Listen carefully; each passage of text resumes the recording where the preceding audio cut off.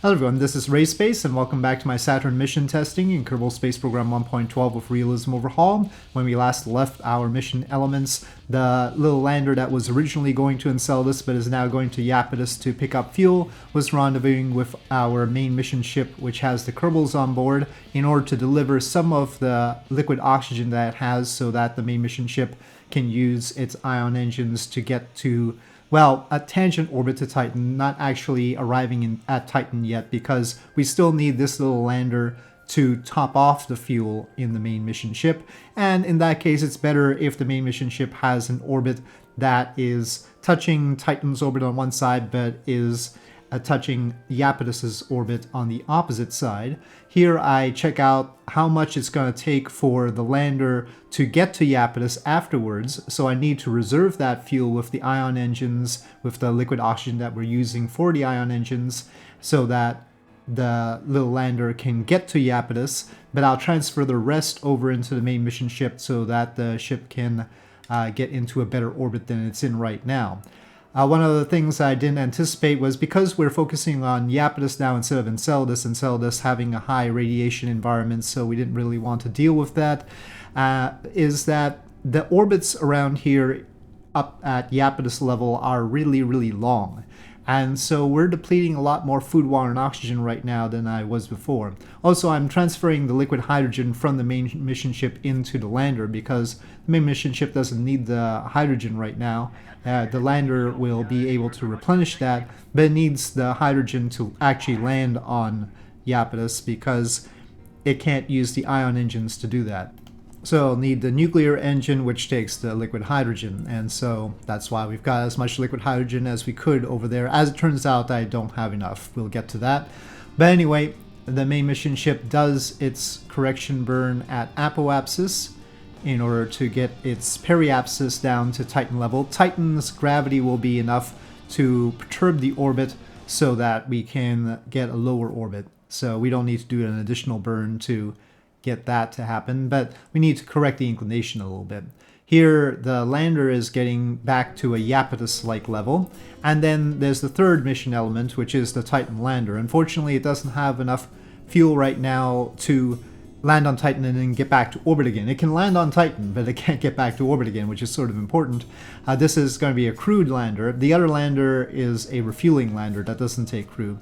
But anyway, this can at least get into orbit around Titan with the Hydrolox engine that it has right now. It does have plenty of ignitions, so I aim to get that Titan lander into orbit around Titan, and then the Iapetus lander is going to have to refuel that as well. So here the mission ship is doing a minor correction to make sure that it can get closer to Titan. And I test how much delta V it's going to take to capture around Titan if we wanted to. Right now, it's very high over Titan on that pass, but that's because I wanted that pass loose so that it is tangent to Iapetus as well, and we're not trying to capture here anyway. I just wanted to see that it could with the liquid oxygen that was delivered by the lander. So it does have enough that it can capture around Titan if it wanted to, but we won't do that right now. We want it to have a lopsided orbit so that the refueler can get to it easier. Here the Titan lander completes its additional adjustments, and that's how much it's going to take in order to get to orbit around Titan. Ultimately, we will want it to be a nice tight orbit around Titan just outside Titan's really high atmosphere, which is at 600 kilometers. This is the pass by of the main mission ship around Titan so that Titan perturbs its orbit. And there, I dropped the UI so that we can see, though my cursor is still there. Anyway, nice little flyby, but not getting around Titan just yet. I did all this during a live stream, that's why I have the music going. And yeah, it took a lot longer than it's gonna in this video. The video is gonna be very short, but this is a lot of stuff going on. And in particular, it takes a long time because of the ion engine burns, which we have one right here. Yes, have to be patient through all of that.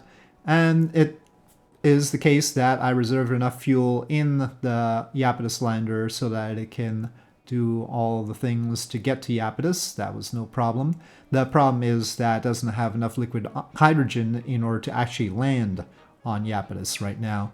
But I didn't know that for sure because I didn't know the exact orbital velocity around Iapetus once we get into a tight orbit around it, and also exactly how much delta V we would have with the hydrogen once the oxygen was depleted. But we did need to get into a polar orbit around Iapetus. You can see that correction there because our resources are at the South Pole. So, I mean, technically Iapetus should have a lot of water all over the place if it has any at all. I think it has some. I'm convinced by the resources that I've seen that it has water, and in that case it's probably not just at the South Pole. But anyway, here is a correction burn with the Titan lander to make sure that it gets its encounter with Titan so they can get there. I'm showing all the maneuvers because I want to make sure everybody's clear that I'm doing everything appropriately, even though it was a live stream, so I have that verification as well. But yeah, I also do want to explain my mistakes and exactly where things go wrong so that people can learn from that. But you know, making these complicated maneuvers is also worth seeing if you want to duplicate it. Of course, many people watching will already be aware of how to do all this, but maybe it'll inform somebody.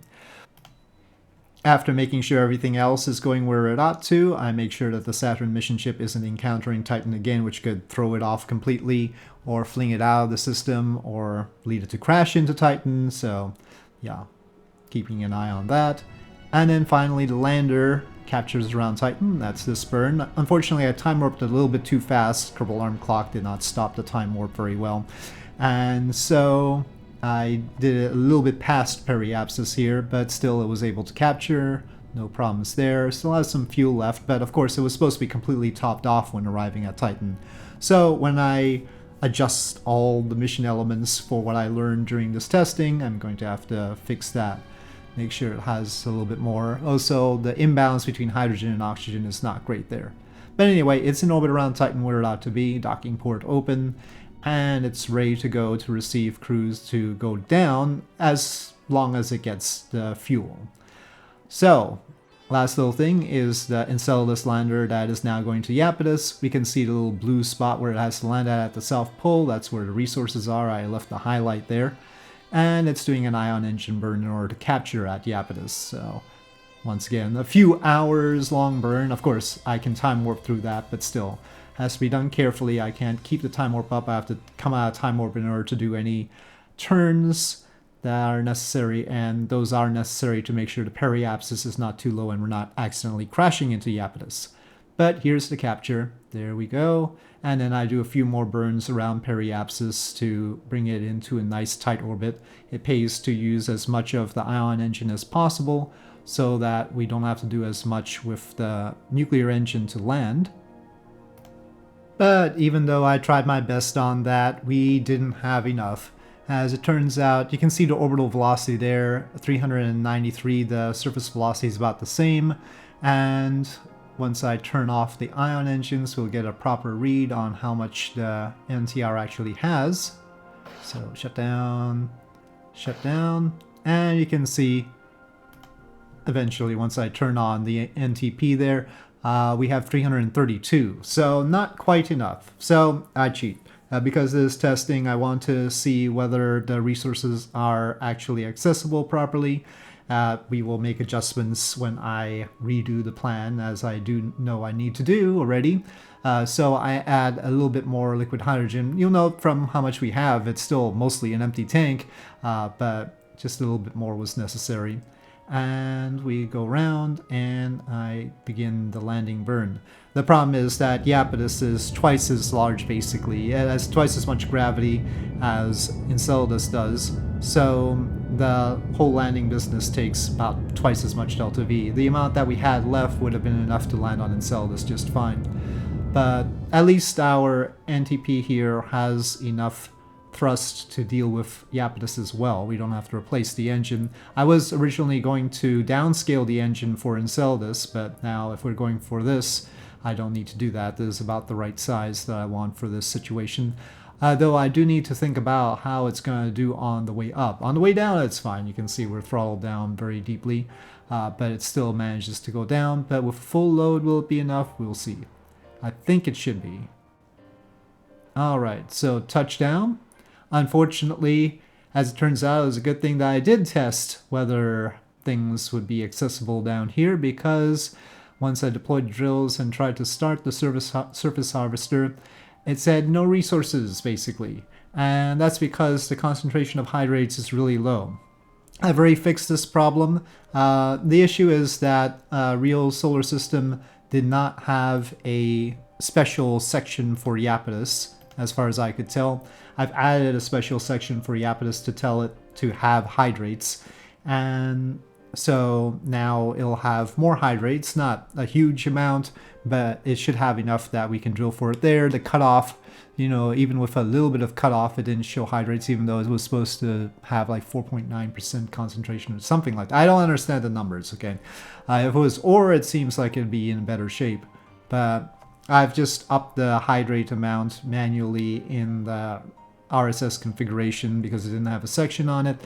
And so now it'll have some, and hopefully we can proceed to see if we can do the rest of the things. So that won't be something I need to adjust. So anyway, that's how far I'm at right now with the Saturn mission testing. With that, I'll say thank you for watching. Hope you enjoyed this video. If you did, please do press like. If you have any comments or suggestions, please leave them in the comment section below. And I'll see you next time.